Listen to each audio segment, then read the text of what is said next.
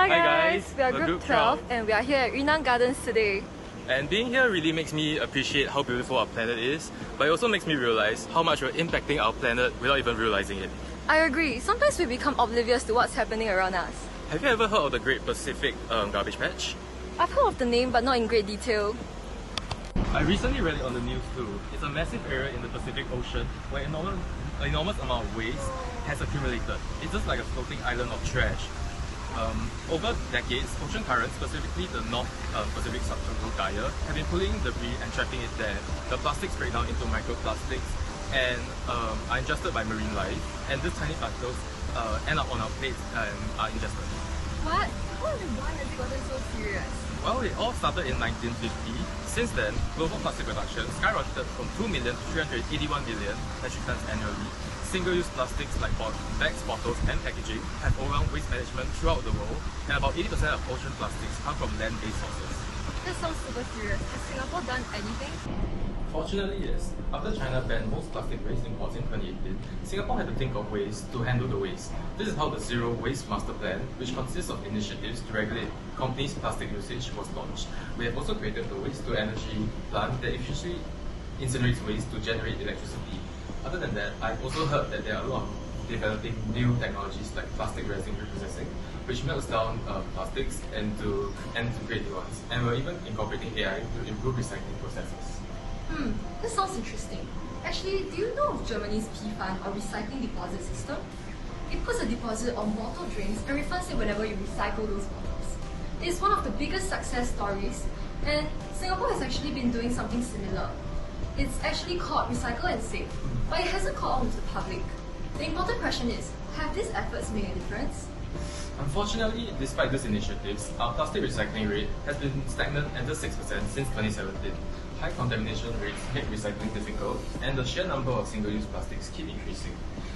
I think the main difference is that Germany educates their citizens from young to recycle, and it's a social norm to recycle there. Singapore could really learn from the example by learning how to educate the public like how Germany does. That would make sense. What are the microorganisms that people offer? I've seen on TikTok recently. Yes, I remember. It's a recent discovery that has the potential to be groundbreaking in the realm of breaking down plastics. You know, people always say that plastics can never be broken down, but this has the potential to change everything.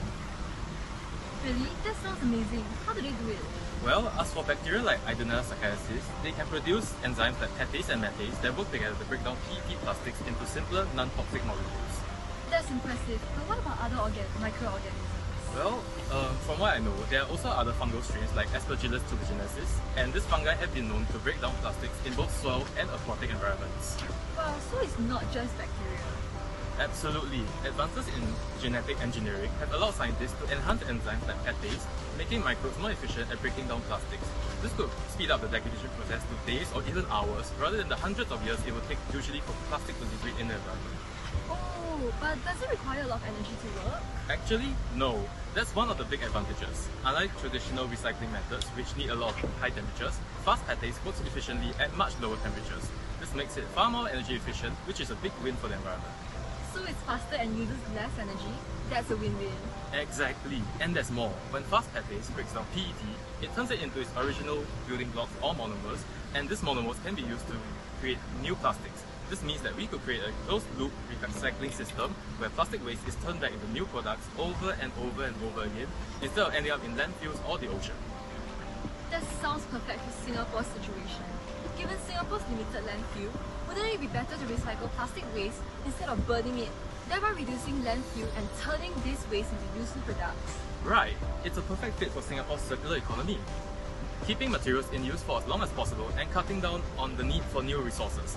If you can scale up the use of fast catase, it could be a huge part of the solution to our plastic problem. That's so encouraging. It sounds like we're finally finding ways to tackle this problem.